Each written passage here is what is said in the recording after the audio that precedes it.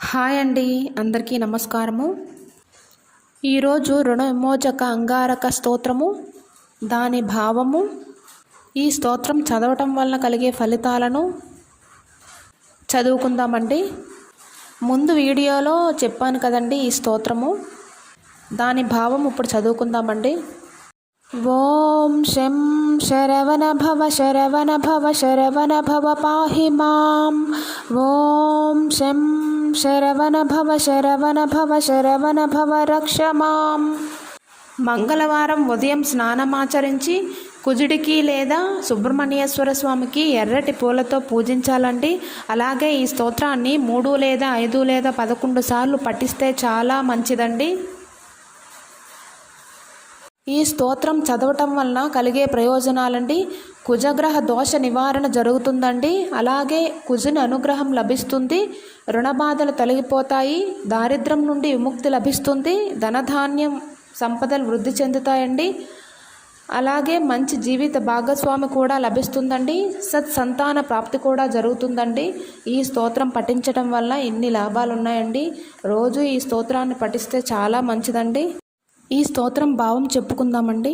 స్కంద ఉవాచ రుణగ్రస్త నరానాంతో రుణముక్తి కథం భవేత్.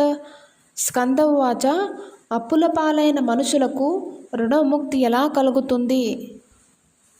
బ్రహ్మోవాచ వక్సేహం సర్వలోకానాం హితార్థం హితకామదం. బ్రహ్మోవాచ బ్రహ్మదేవుడు చెప్తున్నారండి, సర్వలోక నివాసుల హితం కోరి కోరికలను తీర్చే ఈ అంగారక స్తోత్రాన్ని చెబుతున్నాను. అస్య శ్రీ అంగారక స్తోత్ర మహామంత్రస్య గౌతమ ఋషి అనుష్ఠుప్ ఛందః అంగారకో దేవత మమ రుణ విమోచనార్థే జపే వినియోగః. ధ్యానం రక్తమాల్యాంబరధరః శూలశక్తి గదాధరః చతుర్భుజో మేషగతో వరదస్స ధరాశుతః.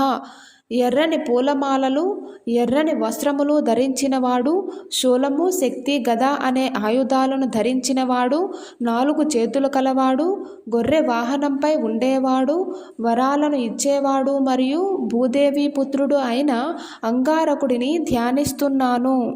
అథ స్తోత్రము. మంగళో భూమిపుత్రస్స రుణహర్త ధనప్రదః స్థిరాసనో మహాకాయః సర్వకర్మావబోధకః. మంగళుడు భూమిపుత్రుడు, అప్పులను పోగొట్టేవాడు, రుణహర్త ధనాన్ని ఇచ్చేవాడు, ధనప్రదః స్థిరమైన ఆసనం కలవాడు, భారీ దేహం కలవాడు మరియు అన్ని పనుల యొక్క ఫలితాలను జ్ఞానాన్ని ఇచ్చేవాడు.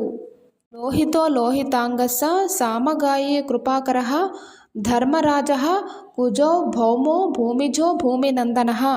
ఎర్రనివాడు ఎర్రని శరీరము కలవాడు, సామవేదం గానం చేసేవాడు, దయచూపేవాడు, ధర్మరాజు, కుజుడు, భౌముడు, భూమిజుడు మరియు భూమినందనుడు అనేవి ఆయన నామాలు. అంగారకో యమస్యైవ సర్వరోగాపహారకః సృష్టికర్త ప్రహర్త చ సర్వకామఫలప్రదః. అంగారకుడు యముడు సమస్త రోగాలను హరించేవాడు, సృష్టి చేసేవాడు మరియు నశింపచేసేవాడు, గ్రహ రూపంలో అన్ని కోరికల ఫలితాలను ఇచ్చేవాడు. భూతితో గ్రహ పూజ్యశ్చ వక్త్రో రక్త వపుః ప్రభుః. ఏతాని కుజ నామాని యో నిత్యం ప్రయతః పఠేత్ రుణం న జాయతే తస్య ధనం ప్రాప్నోత్య సంశయం. ఐశ్వర్యాన్ని ఇచ్చేవాడు, ఇతర గ్రహాలచే పూజింపబడేవాడు, వక్రగతి కలవాడు, ఎర్రని శరీరం కల ప్రభువైన కుజుని ఈ నామాలను ఎవరైతే నియమంతో నిత్యం పఠిస్తారో వారికి అప్పుల బాధ ఉండదు మరియు వారు ఖచ్చితంగా ధనాన్ని పొందుతారు. రక్త పుష్పైశ్చ గంధైశ్చ దీపధూపాదిభిస్తథా మంగళం పూజయిత్వా తు మంగళేహని సర్వదా. మంగళవారం నాడు ఎర్రటి పుష్పాలతో గంధంతో ధూపదీపాలతో మంగళ గ్రహాన్ని పూజించాలి. రుణరేఖః ప్రకర్తవ్యా దద్గాంగారైస్తదగ్రతః 27 నామాని పఠిత్వాతు దదంతికే. పూజ సమయంలో అంగారకుని ముందు కాల్చిన బొగ్గుతో అప్పులను సూచించే గీతలను అంటే రుణరేఖలను గీసి ఈ 27 నామాలను పఠించాలి. తాస్స ప్రమార్జయేత్ పశ్చాత్ వామపాదేన సంస్పృశన్ ఏవం కృత్వా న సందేహో రుణహీనో ధనీ భవేత్. అనంతరం ఆ గీతలను ఎడమ కాలితో చెరిపివేయాలి. ఇలా చేయటం వల్ల సందేహం లేకుండా రుణ విముక్తులై ధనవంతులవుతారు. భూమిజస్య ప్రసాదేన గ్రహపీడా వినశ్యతి ఏనార్జిత జగత్కీర్తిర్భూమిపుత్రేణ శాశ్వతి. భూమిపుత్రుడైన కుజుని అనుగ్రహం వల్ల గ్రహపీడలన్నీ నశిస్తాయి. ఆయన శాశ్వతమైన కీర్తిని కలిగినవాడు.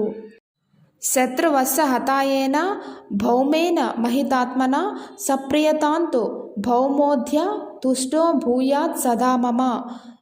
గొప్ప ఆత్మశక్తి గల ఏ భౌముడైతే శత్రువులను సంహరించాడో అట్టి భౌముడు నాపై ప్రసన్నుడై ఎల్లప్పుడూ సంతుష్టుడై ఉండుగాక. మూలమంత్రః అంగారక మహీపుత్ర భగవన్ భక్తవత్సల నమోస్తుతే మామాశేష రుణమాసి విమోచయ. ఓ అంగారక, భూమిపుత్ర, భగవంతుడా, భక్తవత్సలుడా, నీకు నమస్కారము. నా యొక్క సమస్త రుణములను అప్పులను శీఘ్రముగా తొలగించుము. అర్ఘ్యము. భూమిపుత్ర మహాతేజః స్వేదోద్భవ పినాకినః రుణార్థస్వాం ప్రపన్నోస్మి గృహానార్ఘ్యం నమోస్తుతే. గొప్ప తేజస్సు కలవాడా, శివుని శ్వేతం నుండి జన్మించినవాడా, పినాకినః స్వేదోద్భవః, అప్పుల బాధతో నిన్ను శరణు వేడుతున్నాను. నేను ఇచ్చే ఆర్ఘ్యాన్ని స్వీకరించుము, నీకు నమస్కరిస్తున్నాను. ఇది రుణ విమోచక అంగారక స్తోత్రం సంపూర్ణము. ఓం తత్పురుషాయ విద్మహే మహాసేనాయ ధీమహి తన్నో స్కంద ప్రచోదయాత్.